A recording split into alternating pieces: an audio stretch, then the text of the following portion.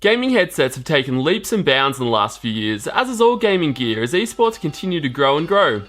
Enthusiasts and competitors thirst for more and more customization, and Plantronics have aimed to quench this thirst with their RIG 500 line of audio solutions. The RIG 500 series is available in 3 different configurations. The regular RIG 500 comes equipped with closed pleather ear cups and stereo sound, followed by the 500 HD that boasts 7.1 surround sound, and then finally the RIG 500E. This esports edition, which I have on hand, includes not just 7.1 surround sound, but most interestingly, 2 sets of ear cups. The standard closed pleather design from previous models, and additionally a set of interchangeable vented ear cups with mesh padding to reduce listening fatigue. Both sets of ear cups pack the same high quality 40mm drivers, and both can be quickly and easily swapped in and out from the headset's modular frame. I've complimented gaming headsets previously for their partially modular designs. Generally the cords can be completely removed, and sometimes the microphone too, but I've never seen a design quite so modular as the RIG 500s. Up top, the outer firm headband holds everything else in shape, and at this stage can be had in 4 different colorways.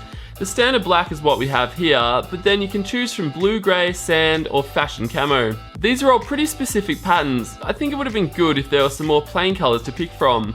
But some are better than none, and you can easily paint the standard frame that comes with it to suit your team colours. Clipping into the frame first is the self-adjusting rubber headband, wrapped in an ESL cuff that comfortably wraps over the top of your head. I liked the amount of resistance that this offered. It was enough to sit securely, but certainly not enough to give you a headache. Amusingly, as the cuff slides up over bigger heads, a funny little man with an increasingly big afro is revealed on the rubber band, which is a fun little touch. Next, at the base of the frame, there's 3 little slots to choose from when plugging in your ear cups, each to suit different sized heads. When connected, the clever design still allows the ear cups to move up and down, which allows the pressure to remain equally spread on the side of your head. The overall comfort and ergonomics of the headset are really great too. They're so adjustable that it'll be tough not to be able to find a configuration that sat nicely on your head, even for the longest of gaming sessions. My only gripe would be with the actual size of the ear cups. They're definitely a size small and weren't really close to fitting all the way around my ears, which is something I really look for in a headset.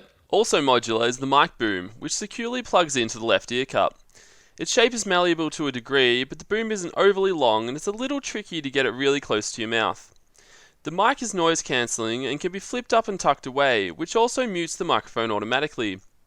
Being able to both completely remove the mic as well as having the option to fold it away is great, and not something we usually see. Oh, and in case you couldn't tell, I use it to record this section of the audio. Not too shabby.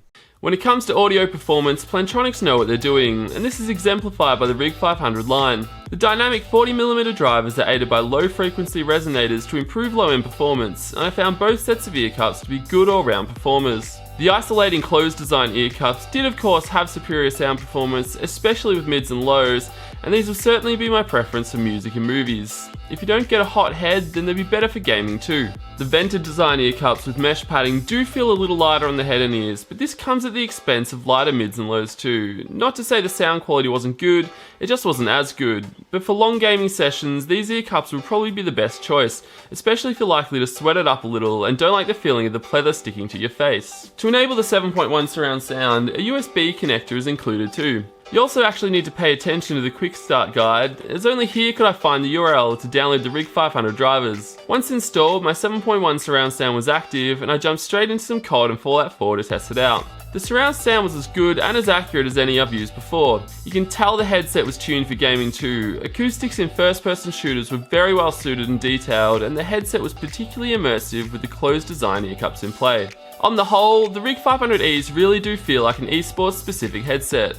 In a lot of ways, this is a really good thing. The branding is cool, the customization and comfort is awesome, and the sound performance was excellent. What the headset misses, in my opinion, is an inline mic and remote for use with smartphones, and some sort of option for bigger ear cups, as these simply weren't big enough for my ears for sustained use. Beyond that, only the pricing will limit the RIG 500E sales, I feel. $150 or 200 Australian is right up there price-wise, so you'd want to be taking advantage of that extra set of ear cups. Otherwise, the RIG 500 and 500 HD are priced much more competitively at $60 and $80 respectively, or $100 and $130 Australian. So what do you guys think of the RIG 500 series? Which one would you be most likely to pick up?